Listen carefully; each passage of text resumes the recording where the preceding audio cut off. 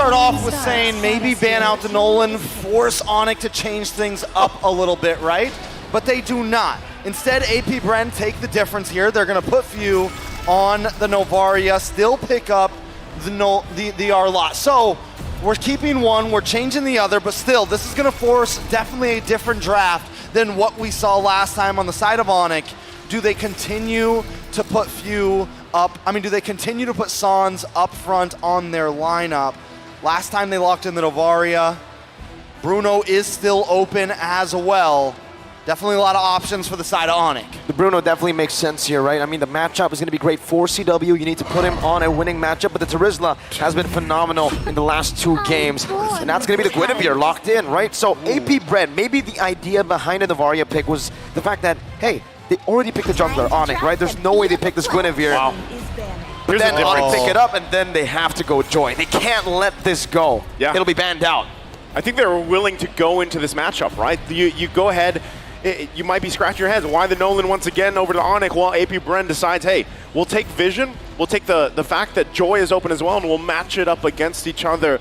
But still, right, what do we see in the gold lane for both these teams? Really, as we get through it, we're probably expecting some gold lane bans to come through. The Kadita, though, is going to be taken out from AP Bren. Kadita, definitely a solid ban, something that could punish Few in the laning phase, right? Even once the level 4 spike comes, if Sans plays that Kadita like an assassin, or they decide to, no, now they have the Gwen, so it's got to be a roam Gwen. Either way, on the side of Onic, we're looking at mid lane for them right now. I like the Guinevere pickup, but it's going to be hard to target down on a Joy. Main target for Keyboy right now has got to be Few, and whatever Super Marco ends up locking in. Onto the second phase of bans now. They take out the Paquito. Do they continue to hammer into the EXP lane? They did this last time, right? Yeah. Last time, even though the R-Lala was picked up, they expect it still that Ogwin is going to get it, and they're going to force this R-Lot to stay in the EXP lane. Is the proof that I'm still Brody being alive. taken out here. Once again, interesting ban, right? Really trying to get this matchup. Once again, Claude comes through. So this still, the fact that there's a couple gold laners that we've seen through, you know, up to this point. You have, of course, the Bruno that we're still talking about. You have the Claude, since that's taken out, the Brody. The answer, Bruno, comes up. Now, what do you want to play into here if you're Onic? Yeah, no Claude, no Brody, no Wanwan even, right? So, what, the only thing opens the carry here. They go for the Herod! Oh man, Onic. They have a lot of mid-control right now, but then if you have a Herod on the side, do you want to double down on some more magic damage, even harder with the Lilia, or do you want some long range? Because right now, with the Herod, they lack a lot of range. Wow. They go for the Gushin! They go for the dive! They go for the double down! I mean, it's match point. Wow. And Onic never seems to disappoint with their drafts. They want to do it in style. They're going to No do it in way. such style. Last time we saw Sans on the Gushin, it was an insane I remember game. this specifically because Mirko had to Was say the losing ultimate. his mind. I had to say the ultimate. Yep, the incandescent. Exactly. Every time this Gushin is picked up, right, I'm excited, but also You're wondering. It's kind of I'm like epitome. It's epitome. epitome. Right? Right, What about yeah, yeah. incandescence? Incandescence. I mean, if there's anyone that's going to play the Gushin and is at the epitome of the Gushin, it's definitely Sans. Oh man. What do AP Bren close it off with though? Right now, we'll still. There it is. Kufra. I swear I was going to say it before he picked it. I was going to say that was the flex. I swear I was going to say it before he picked it. Well, I believe you, but you took the buzzers off. Maybe that's why. Maybe that's why you did say it. You're right. You forgot a business, man. I forgot the business. Well, you're the ones with the B. The tennis. So, Since right, I know you're about to ask me what I think about the Yeah, what do draft you think overall about- because Exactly. I have the foresight. Even though it's a chaotic and insane and everyone would say it's a horrible draft most of the time, I feel like I can trust an Onic with this draft. But still, because I want a game number 5, I'm going to say that the Bees got this. You say they got it. They got it. Okay. Well, once again, we're going to see if the Bees got it, if they can extend the series. As right now, it's Onic at match point here. And a decisive game, too, that we saw them. They're going in with a very risky, interesting, flashy team composition for Game 3 to possibly close out the series and get closer to the golden road as we jump into the land of Dawn for game number 3. All right, so let's be realistic here, right? We take a look at Onic's composition. Definitely aggressive, a huge level 4 spike for almost every member of their team. Now onto the side of AP Bren, they do have a lot, and I mean a lot of late game potential. Definitely a huge win condition for the side of AP Bren. AP Bren needs to try to slow them down. Watch out for the level 4 spike. Watch out for the mid-game spike overall. Few needs to stay as far back as possible. He can't get caught off by Sans. He can't get caught off by Keyboy. As long as Few can do that, it's definitely a possibility. The Tyrant's Revenge on the Keyboy, forcing a flicker out. Calteezy jumping in with the damage. Kyrie doing the same thing. Turned around, first blood, picked up by AP Bren, but Kyrie, the god in the jungle, takes a double kill. Very quick. 2-1, already Naisu. Already, you can feel it, right? Sans feeling pretty good about it. But again, how does that help? The last time we saw Gushin, in the last tournament we saw Gushin, it was another San. It was Sanji on the Gushin. It's poetic that now it's Sans. Very poetic. Yeah, must be something about the first 3 letters there. The Sans. Kyrie, though. Oh, he gets out. Beautiful dash away from the bouncing ball. All right, so it's 2-1. Definitely still anybody's game. We're just getting started, but you can already feel the pressure, and so far the past 3 games have been full of this, but up on the top side. CW gets a good hit, Super Marco taken low, and now someone's crawling down. The assassin from the mid lane. Super Marco has the Purify. Sans not able to find the angle, jumps in and gives CW the pressure he needs to shove the wave, and Sans is chasing Super Marco down. He's making him walk all the way under the tier 2. Are they going to be able to deny Super Marco both of those gold cannons? Yes. Because if so, that is going to be huge. Here comes Few to try to help out. Try to get Super Marco in range just to get something there. Sans picks up 1. He takes Few down. Now Kyrie against Baptiste with the help of Boots. Keyboy as well. Boots finds the penalties onto the back. It's a killing spree for Kyrie. Dodges away. He buys the turtle. Onic are massacring AP Bren in the first 2 minutes. This is a lineup that I would like to just describe as finesse. That's what these heroes do, and that's how it's being executed right now by Onic. And not many teams around the world could pull off a composition like this, and they're hitting this level 4 spike so well right now. AP Bren at this point needs to just be careful, maybe even not try to force the next turtle, maybe even try to just run away from any fights at this point, because they're gonna need a little bit of time. They gotta go help out Super Marco. Someone's gotta get up there, because if he keeps getting starved out, if he's a level or 2 behind CW, it is gonna be bad when we get to the 6, 7, 8 minute mark. Okay, let's reel it in once again here. AP Bren, they are down by 2,200 gold at this point in the game. Itemization-wise, they're still trying to work on those first items to get picked up here, but still, they can play around that too as they try to just buy some time. You said it yourself, Trex, trying to buy some time for Super Marco, protect him a little bit, right? Look at the pressure here. I mean, half of that gold lead is in the hands of Kyrie. Spatial migration canceled out, but he's going to be pinned down. Super Marco Keyboy flickers out to safety, and CW gets out of the Tyrant's rage, not even utilizing the Purify. Onic. That's all I can say right now. They're all over the map. They have the movement speed. And here's the thing. They can attack these off lanes because they have such great dive potential right now. With the Gushin, with Kyrie on this Nolan, it's hard to slow them down. It's hard to play safe because they can get right under your tower. CW dropped the Zaman's Force last fight. Slows Super Marco down. There's no way for him to even get out. And that's what makes it so easy for them to get these pickoffs. The scary part, too, is if you're looking at all the items, right? That was a Genius 1 picked up by Sans now. You have the Starlium Scythe on CW, so interaction-wise, magic damage-wise, is going to hurt even Ogwyn. Zaman Force going to be used up. Ogwyn with the Time's Rage, able to knock Keyboy down and flickers out to safety right now. Keyboy's going to be able to pop that Requiem, but Calteezy takes him out. Electrifying beat. CW not able to find Super Marco just yet, but the turtle will be secured on the other side of the map with a Petrify connecting. Sans and CW turning around once again, and Sans body blocks the Astral Sphere. Flapteezy looking for another sort of initiation, but he will not be able to find it. Just when Kyle Teasy finally pulls something off there, he goes a little bit too deep and it's taken out Naisu.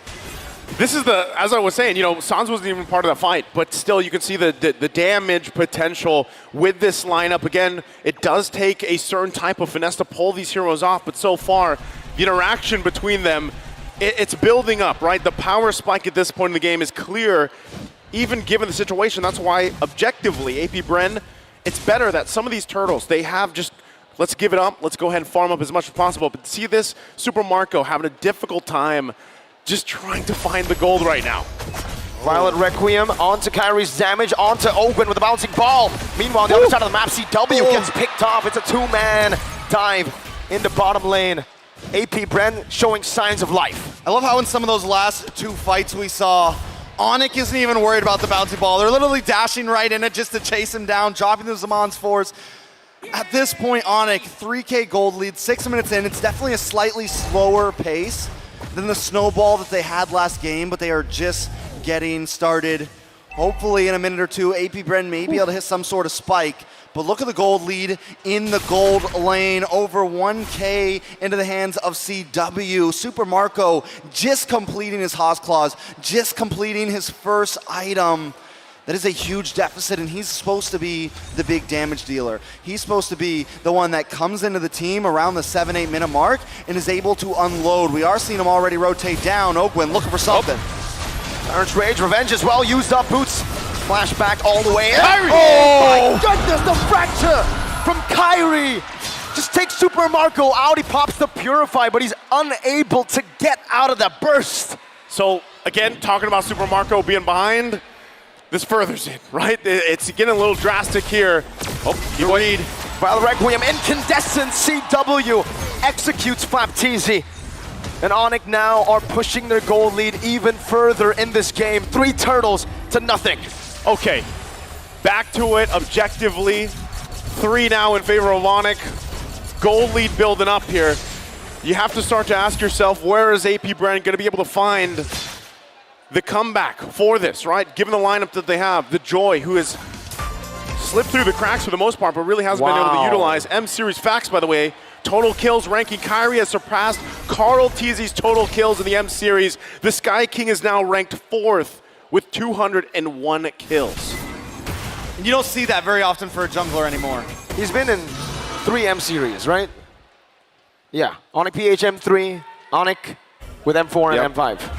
He's come a long way, and right now, he is minutes. If they can win this game, he's minutes away from a grand final standing.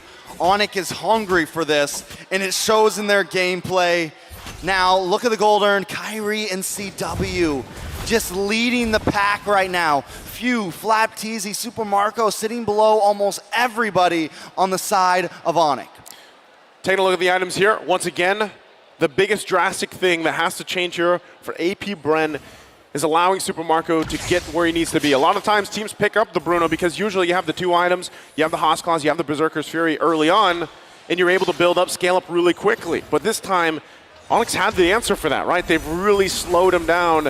And so if AP Bren, they have to find a way to stay alive for the most part. And that's why you even see some of these defensive items being picked up, right? You have the Radiant Armors here now available to deal with some of this burst magic damage like we saw even previously from Kyrie alone. And now it gets really tough for the side of AP Bren, right? How do they look for an angle here? It's technically, they have a lot of damage behind a lot of CC. They have Ogwin on that Kufra. We're going to look for a lot of disengages, re-engages, and even catches around the map. But they need to look for one big combo. It needs to be Onic clumped up together. Unfortunately, with this kind of composition, I don't feel like there's any reason for Onic to clump up together. They're all assassins. Yeah, I mean, there's Boots, right? But for the most part, he's also just looking for his own angle to entry with a penalty zone. So for the most part, you're not going to be clumped up together if you're Onic. Even with this, the Conceal going to be used. They spawn out Ogwin for now. Uh-oh. 1v1 Suns! Solo kills Kyle Teasy! In the bottom river, a mid laner taking on a jungler. And he's doing it in fashion. Onic take the Lord. AP Bren, is there an answer at this point? It seems so difficult.